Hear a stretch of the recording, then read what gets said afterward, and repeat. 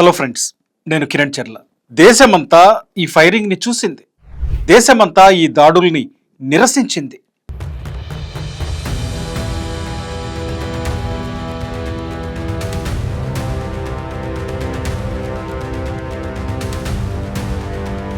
యువత మీద దాడి, తమకు న్యాయం కావాలని నినదించిన యువతపై దాడి చేశారు. ఈ దేశ యువత ఆకాంక్షలను అణచివేయాలని చూశారు.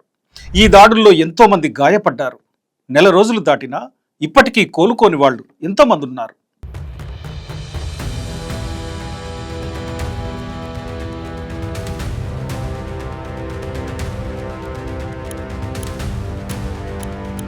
వాళ్ళిప్పుడు న్యాయం కావాలని అడుగుతున్నారు.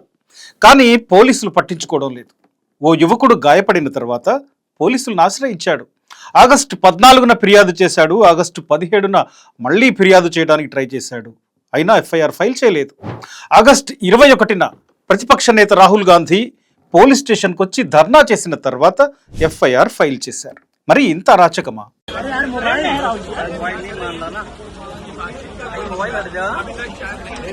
న్యాయం కోసం ప్రతిపక్ష నేత పోలీస్ స్టేషన్ ముందు ధర్నా చేయాలా?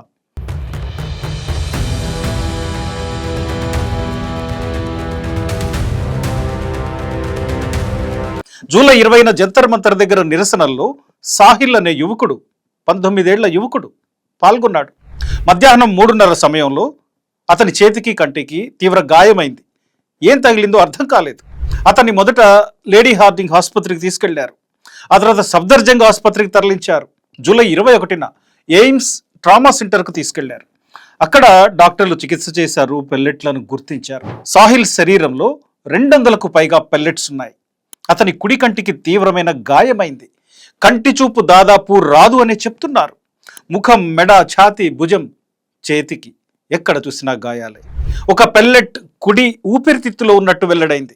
మరొకటి గుండె చుట్టూ ఉన్న భాగంలో ఉందని డాక్టర్లు చెప్తున్నారు. ఒక పెల్లెట్ కంటిని చీల్చుకుపోయింది. ఇవి ఎయిమ్స్ డాక్టర్లు చెప్తున్న విషయాలు. ఓ వ్యక్తి తనకు అన్యాయం జరిగిందని పోలీస్ స్టేషన్కు వెళ్తే పోలీసులు ఏం చేయాలి? కంప్లైంట్ తీసుకోవాలి, ఎఫ్ఐఆర్ ఫైల్ చేయాలి కదా. కానీ ఢిల్లీ పోలీసులు చేసిందేంటి, చేస్తున్నదేంటి? కాస్త కోలుకున్న తర్వాత సాహిల్ పోలీసుల దగ్గరకు ఫిర్యాదు చేయడానికి వెళ్ళాడు. కానీ వాళ్ళు ఏమాత్రం పట్టించుకోలేదు. ఎఫ్ఐఆర్ ఫైల్ కాలేదు. చివరికి ఈ దేశ ప్రతిపక్ష నేత తానే స్వయంగా బాధితుడిని వెంట పెట్టుకొని పోలీస్ స్టేషన్కు వెళ్లాల్సి వచ్చింది. మొదట కన్నాట్ ప్లేస్ పోలీస్ స్టేషన్, తర్వాత parliament street police station. Case నమోదు కాలేదు. రాహుల్ గాంధీ పోలీస్ స్టేషన్ బయటే ధర్నాకు కూర్చున్నాడు. जब तक होगा मैं नहीं जा रहा हूँ। कंप्लेंट तो इनका हक है सर, रिसीविंग दे दीजिए आपको। आपने हमें कहा डीसीपी ऑफिस है, सर मैं रिश्यू करा रहा हूँ। चलो कितना बढ़ाना जो छर्रे लगे हैं, ये सारे जो है इनकी आंख दिखाओ। ये जो इनकी आंख गई है इसके बारे में हम एफआईआर मांगते हैं और ये इनका हक बनता है। I will say 1 day, 2 days, 3 days, 5 days, 10 days, 20 days. Your government will have a problem.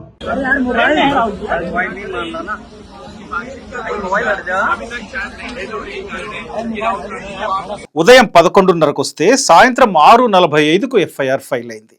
ఒక బాధితుడి ఫిర్యాదుపై ఎఫ్ఐఆర్ ఫైల్ చేయడానికి దాదాపు 8 గంటలు ఎందుకు పట్టింది? దేశ ప్రతిపక్ష నేత వెళ్ళినప్పుడే 8 గంటలు పడితే 8 గంటలు ధర్నా చేయాల్సి వస్తే ఒక సామాన్యుడు వెళ్తే ఇంకేం జరుగుతుంది?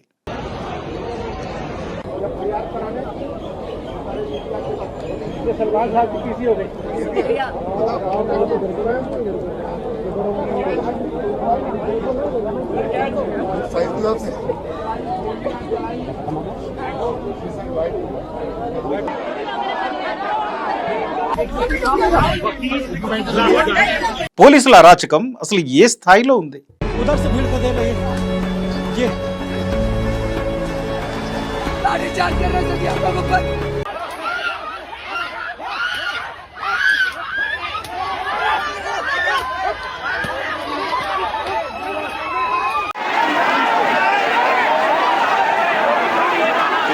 ఢిల్లీలో పోలీసులు, ర్యాపిడ్ యాక్షన్ ఫోర్స్ బలగాలు, కేంద్ర హోంమంత్రి అమిత్ షా కనుసన్నల్లోనే పనిచేస్తాయి.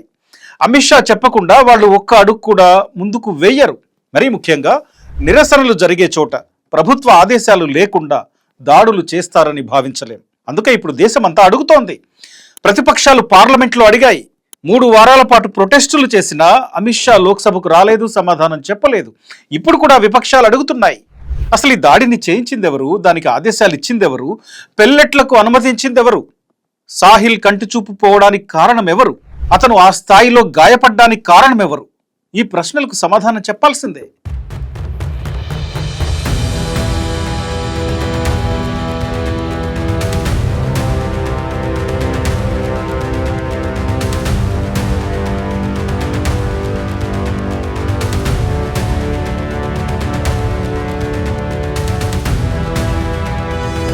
ఇప్పటికీ ఆ యువకుడు సాహిల్ కన్ను వచ్చే అవకాశం లేదని డాక్టర్లు చెప్తున్నారు. లంగ్స్లో, హార్ట్లో పెల్లెట్స్ ఉన్నాయని చెప్తున్నారు. తీయటం ప్రమాదకరమని కూడా చెప్తున్నారు. మరి దీనికి బాధ్యులు ఎవరని అడిగితే ప్రభుత్వం నుండి స్పందన లేదు, పార్లమెంట్లో స్పందించలేదు. మరి పోలీసులు కాకపోతే ఎవరైనా రౌడీలు, గూండాలు ఈ పని చేశారా? ఒకవేళ వాళ్ళైనా వాళ్లపైన కూడా కేసు పెట్టాలి కదా. ఢిల్లీ పోలీసులు పెల్లెట్ గన్లు మేము వాడలేదంటున్నారు. మరి పోలీసులు కాల్చకపోతే ఇంకెవరు కాల్చారు? ఈ ప్రశ్నకు సమాధానం కావాలి కదా. దేశ రాజధానిలో జరిగింది ఇది. సాహిల్ శరీరంలోకి పెల్లెట్లు ఎలా వచ్చాయి? వాటికి అవే వెళ్ళవు కదా. ఎక్కడి నుంచి వచ్చాయి? ఎవరు ఉపయోగించారు? ఏ పరిస్థితుల్లో ఉపయోగించారు? అక్కడున్న ఇతర బాధితులు ఎంతమంది? వీటన్నిటిని శాస్త్రీయంగా, నిష్పక్షపాతంగా దర్యాప్తు చేయాలి. ఇక మరో విషయం, ఇదే జంతర్ మంతర్లో ఆందోళనలో పాల్గొన్న విద్యార్థుల మీద అనేక రాష్ట్రాల్లో ఎఫ్ఐఆర్లు నమోదు చేశారు. ఎవరు కంప్లైంట్ చేస్తే ఈ కేసులు పెట్టారు? ఈ ఆందోళనల్ని వ్యతిరేకించే వాళ్ళు ఫిర్యాదు చేశారా? కేసులు ఎత్తేస్తామని హామీ ఇచ్చిన తర్వాత కూడా చాలా చోట్ల కేసులు ఫైల్ చేశారు, వేధింపులకు గురి చేస్తున్నారు. ఇక్కడ ఒక బాధితుడు 10 రోజులకు పైగా తిరుగుతుంటే పోలీసులు కేసు తీసుకోలేదు.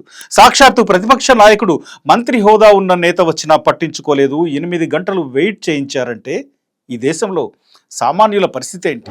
ఇప్పటికైతే కేసు ఫైల్ అయింది, కానీ న్యాయం జరిగిందని కాదు. ఇది మొదటి అడుగు మాత్రమే. దర్యాప్తు నిజంగా నిష్పక్షపాతంగా జరుగుతుందా? నిందితులు ఎవరైనా వారిపై చర్య తీసుకుంటారా? పోలీసులే బాధ్యులైతే వారిపై చర్య తీసుకుంటారా? ఈ ప్రశ్నలు అందరిలో ఉన్నాయి.